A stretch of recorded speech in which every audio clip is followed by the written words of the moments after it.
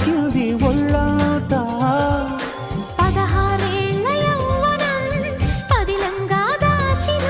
నీ మెడలోని తాళినై 100 ఏళ్ళు దాగనా నీ చెంతకు చేర విరహంతో పడలేక నువ్వు మెత్తని పరువం రాసింది శుభలేఖ సరాగాల సాగరాన స్వాతి చినుకై సోలిపో కొమ్మన పులికే కోయిల ఓ కమ్మని పాట పాడవే